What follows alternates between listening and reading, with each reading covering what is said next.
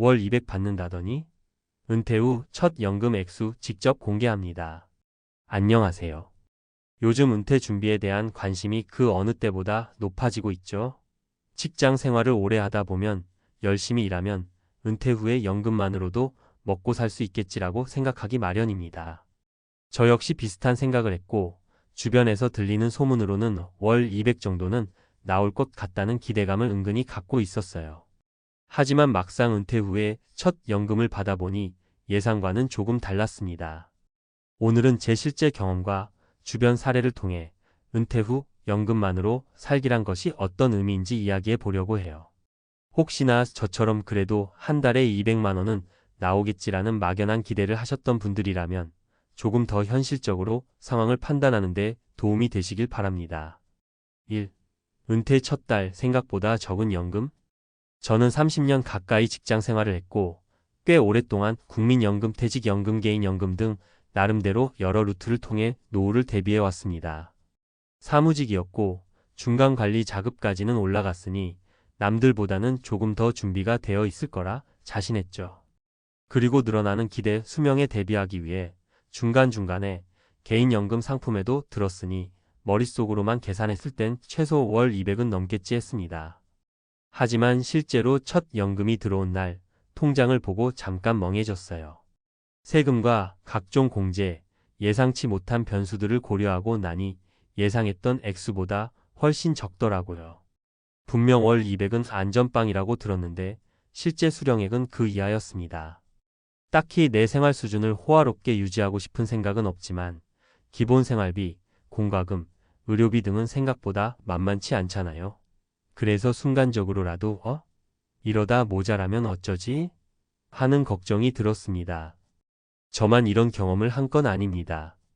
주변 친구나 지인들 이야기를 들어보면 예전에 연금 노후 보장이라 믿었던 사람들 대부분이 은퇴 후에 실제 연금을 받아보고는 적잖이 당황하고 있어요.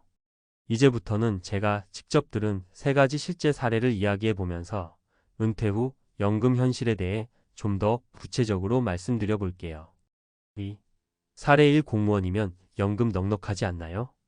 제 친구 중 한 명은 지방자치단체에서 25년 정도 근무하고 퇴직한 공무원입니다. 공무원 연금이라면 상대적으로 넉넉하다는 이미지가 있잖아요. 저도 넌 공무원 연금 잘 나올 테니 걱정 없겠다라고 생각했는데 정작 본인은 그리 만족하지 못하더라고요. 왜냐하면 가족들에게 들어가는 돈이 만만치 않았기 때문이죠. 자녀가 아직 대학에 다니고 있었고 학비와 생활비 부담이 계속됨. 나이 든 부모님이 계셔서 병원비, 생활비 일부를 보조해 드려야 함. 본인도 50대 후반부터 건강이 급격히 안 좋아져 매달 꾸준히 나가는 의료비. 공무원 연금이 상대적으로 금액이 높다곤 해도 가족들에게 들어가는 지출을 모두 커버하기엔 빠듯하다는 거예요. 물론 월 200 이하 수준은 아니지만 본인은 사람들이 생각하는 것처럼 마냥 여유롭진 않다라고 토로했습니다. 이 친구를 보면 알 수 있는 건 연금이 아무리 많아 보여도 개인의 상황에 따라 체감이 완전히 다르다는 것입니다. 자녀가 독립했는지, 부모님 부양 여부, 본인의 건강 상태 등 조건에 따라 같은 금액이라도 여유가 생길 수 있고 빠듯할 수도 있어요. 3. 사례 이 대기업 과장이라면 노후 준비가 완벽할 것 같았는데. 두 번째 사례는 저희 옆집 사시는 분 이야기입니다. 50대 후반의 대기업에서 과장 직급으로 명예퇴직을 하셨고 퇴직금과 국민연금 그리고 개인적으로 들어놓은 퇴직연금 펀드를 합쳐서 매달 200만 원 정도를 받을 거라 확신하셨대요. 그런데 실제로 받아본 금액은 그에 못 미쳤고 더 큰 문제는 미래의 의료비를 전혀 감안하지 않았다는 점이었습니다. 처음엔 적금 개념으로 매달 200만 원만 잘 쓰면 살 수 있겠다라고 생각. 퇴직 후 몇 달 뒤부터 허리 통증, 관절 문제, 잦은 감기로 병원 왕래가 잦아짐. 의료비로 월 3,040만 원이 추가로 들다 보니 실제 생활비는 150만 원도 안 되는 상황. 이분 말씀이 당장 먹고 사는 건 괜찮은데 병원비가 이렇게나 많이 나올 줄은 몰랐다였습니다. 특히 대기업에서 근무하다 보면 회사에서 제공해주는 복지 혜택 단체 보험, 건강검진 지원 등이 상당히 괜찮았는데 퇴직한 순간부터 그 혜택이 끊기는 걸 미처 실감하지 못했다는 거예요. 그러다 보니 실제 지출이 예상보다 훨씬 올라가고 은퇴 초기부터 곤란함을 겪게 된 것이죠. 4. 사례 3 프리랜서 10년 차. 내 연금은 어디로 갔지? 세 번째 사례는 조금 특별합니다. 40대 후반부터 프리랜서로 일해온 지인이 있는데 개인 사업자로 등록하고 국민연금을 납부하긴 했지만 소득 증명 관련해서 문제도 많았고 매달 보험료를 제때 못 내는 경우가 잦았어요. 나중에 한 번에 정리하면 되겠지라고 생각하며 밀린 연금 보험료가 꽤 됐다는 겁니다. 그러다 정년 없이 계속 일할 수 있다는 장점만 믿고 달려오다가 결국 몸이 안 좋아져서 사실상 반은퇴 상태가 되어버렸죠. 문제는 국민연금 수령액이 예상보다 훨씬 더 적었다는 점이에요. 불규칙한 소득 때문에 연금 납부액도 고르지 않음. 한때 내지 못했던 기간이 길어 총 납부 기간이 생각보다 짧아짐. 당연히 매달 받는 금액은 그만큼 줄어듦. 이분은 내가 건강할 때만 일하고 벌 수 있을 줄 알았는데 몸이 아프니 소득이 줄고 연금 금액이 너무 적어서 생각지도 못한 경제적 어려움을 겪고 있다라고 호소합니다. 5. 은퇴 후 연금 어떻게 대비해야 할까? 이 세 가지 사례를 보면서 느끼는 건 연금이란 결국 조금이라도 여유를 더해주는 장치이지 모든 걸 해결해주는 마법 같은 존재는 아니라는 점입니다.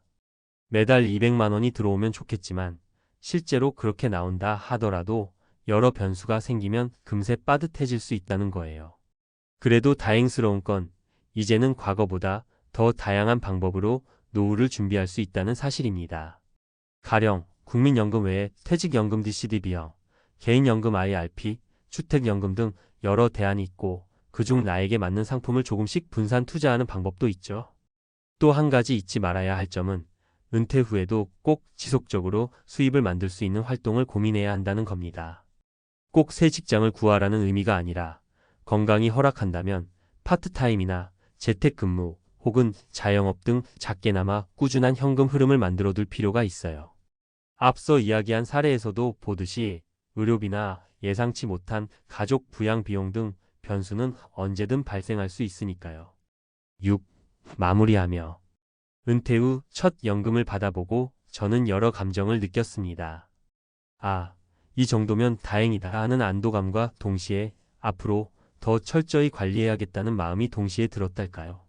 주변 이야기들을 들어보니 저보다 훨씬 힘든 상황이 오기도 하고 혹은 예상보다 더 많은 연금을 받아서 여유롭게 살고 있는 분들도 있더라고요. 결국 모든 사람의 상황은 다르지만 은퇴 후 삶을 안정적으로 누리기 위해서는 조금 더 현실적으로 생각해야 한다는 점은 누구에게나 동일하게 적용되는 교훈이 아닐까 싶어요. 월 200이라는 숫자에 기뻐하기 전에 실제로 어떤 지출이 기다리고 있는지 지금부터 무엇을 더 준비해야 할지 꼼꼼하게 따져보는 습관이 중요합니다. 혹시라도 지금 연금만 믿고 있으면 노후는 든든하겠지라고 생각 중이시라면 한 번쯤은 저와 사례자들의 이야기를 떠올려 주세요. 은퇴 후에도 일할 수 있는 환경이나 부수입을 만들어두고 예상치 못한 지출을 대비한 비상자금도 준비해 두는 것이 현명하다는 사실을 잊지 마시길 바랍니다.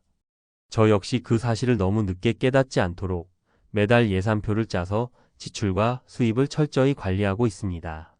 마지막으로 은퇴 후 첫 연금날의 기대감과 설렘이 한순간에 실망으로 바뀌지 않도록 은퇴 전에 미리미리 준비하고 점검해 보시길 권해드립니다.